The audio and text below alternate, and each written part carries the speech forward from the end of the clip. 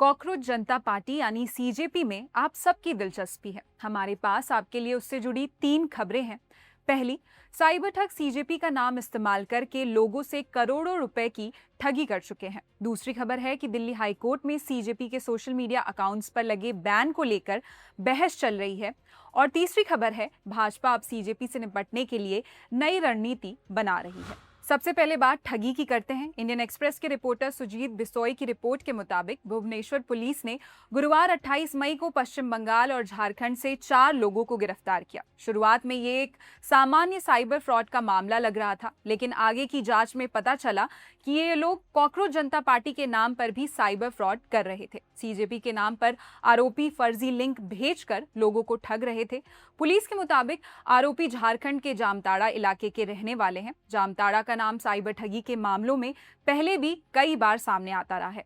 इस मामले में पुलिस का कहना है कि आरोपी सीजेपी के नाम से एपीके फाइल्स भेज रहे थे। एपीके फाइल्स यानी ऐसा मोबाइल ऐप पैकेज जिसे डाउनलोड करने पर फोन में कोई ऐप या सॉफ्टवेयर इंस्टॉल हो जाता है। लोगों को लगता था कि वो कॉकरोच जनता पार्टी से जुड़ी कोई सामग्री, ऐप या अपडेट डाउनलोड कर रहे हैं, लेकिन जैसे ही वो ये फाइल डाउनलोड करते, उनके मोबाइल में एक सॉफ्टवेयर पहुंच जाता। पुलिस के मुताबिक इसके बाद उनकी निजी जानकारी चोरी की जाती थी। इस गिरोह का टारगेट खास तौर पर युवा थे, चूंकि सीजेपी की चर्चा सोशल मीडिया पर युवाओं के बीच ज्यादा हो रही थी। ठगों ने इसी लोकप्रियता और भरोसे का फायदा उठाया। पुलिस का कहना है कि ऑनलाइन जागरूकता की कमी और जल्दी भरोसा कर लेने की आदत का फायदा उठाकर लोगों को जाल में फंसाया गया। शुरुआती जांच में पता चला कि आरोपियों ने लोगों से 7 करोड़ रुपए से ज्यादा की ठगी की है। और तो और ठगी की रकम आरोपियों में से एक की मां के बैंक अकाउंट में भेजी जाती थी। सहायक पुलिस आयुक्त सुचिस्मिता दास ने बताया कि निरीक्षक ओम प्रकाश मोहंती और उप निरीक्षक सुभाश्री नायक के नेतृत्व में पुलिस टीम ने पश्चिम बंगाल और झारखंड में अभियान चलाया। इस अभियान के बाद 3 अलग अलग मामलों में 4 आरोपियों को गिरफ्तार किया गया है। अब आते हैं दूसरी खबर पर।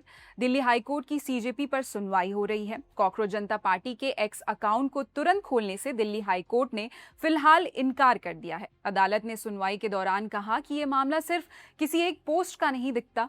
पहली नजर में ऐसा लग रहा है कि सवाल पूरे अकाउंट की गतिविधियों पर है, इसलिए किसी एक पोस्ट और पूरे अकाउंट में फर्क करना जरूरी है। सीजेपी के संस्थापक अभिजीत दिपके ने अदालत का दरवाजा खटखटाया था। उन्होंने अपने एक्स अकाउंट पर लगे प्रतिबंध को चुनौती दी थी। रिपोर्ट के मुताबिक 21 मई को केंद्र सरकार के निर्देश के बाद इस अकाउंट को भारत में रोक दिया गया था। ये फैसला इंटेलिजेंस ब्यूरो के कहने पर लिया गया, जिसमें राष्ट्रीय सुरक्षा को लेकर चिंता जताई गई थी।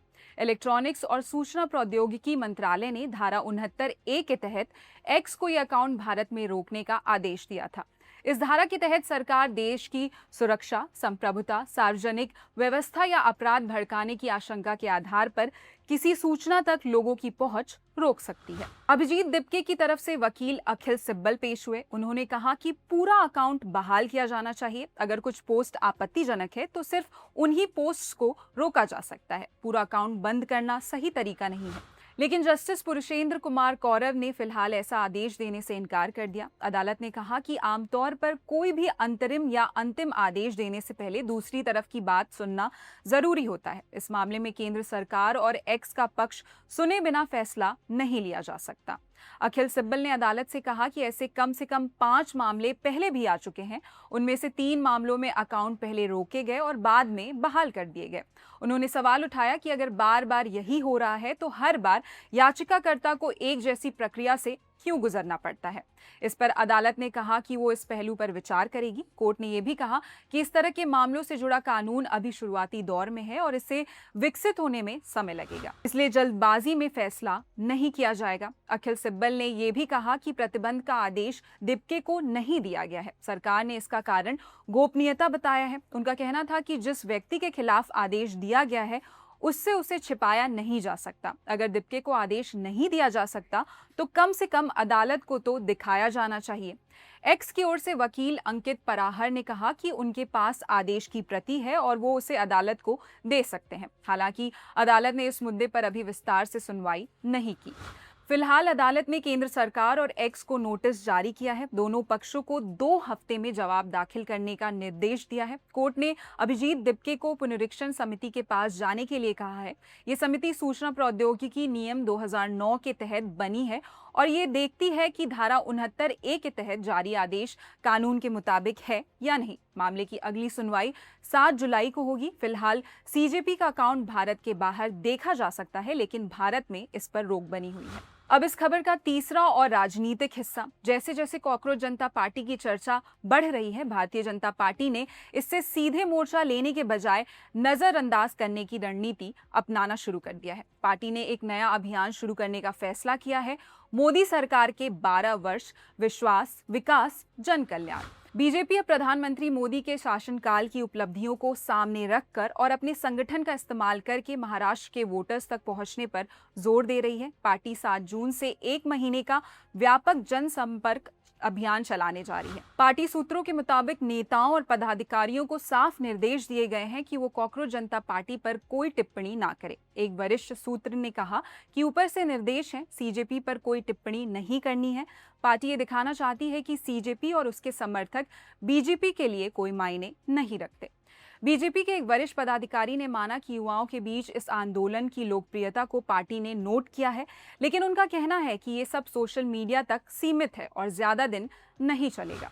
बीजेपी की सहयोगी शिवसेना यानी शिवसेना शिंदे गुट ने इसे अलग नजर से देखा। मंत्री संजय शिरसाट ने कहा कि भारत के मुख्य न्यायाधीश की टिप्पणी उकसाने वाली और अपमानजनक थी। युवाओं का गुस्सा जाहिर करना स्वाभाविक है।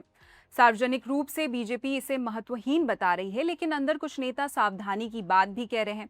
एक मंत्री ने नाम ना छापने की शर्त पर कहा कि राजनीति में किसी भी घटनाक्रम को हल्के में नहीं लिया जा सकता। अगर बीजेपी इस पर खुलकर बोलेगी तो इससे सीजेपी को और लोकप्रियता मिल सकती है। यानी बीजेपी की रणनीति साफ है, सीधे भिड़ना नहीं है, उसे बड़ा मुद्दा नहीं बनाना है और अपनी सरकार के कामों पर फोकस रखना है। अब पूरी तस्वीर को जोड़कर देखिए। एक सोशल मीडिया अकाउंट और वेबसाइट से शुरू हुई बात अब कई मोर्चों पर फैल चुकी है। साइबर ठग इसके नाम पर लोगों को फंसा रहे हैं। अदालत में इसके अकाउंट की बहाली पर बहस चल रही है और राजनीति में बीजेपी इसे गंभीर चुनौती ना मानते हुए भी इसकी लोकप्रियता पर नजर रखे हुए है। फिलहाल इस खबर में इतना ही। इस खबर पर क्या है आपकी राय, हमें कमेंट सेक्शन में जरूर बताएं। आप देख रहे हैं द इंडियन एक्सप्रेस हिंदी। शुक्रिया।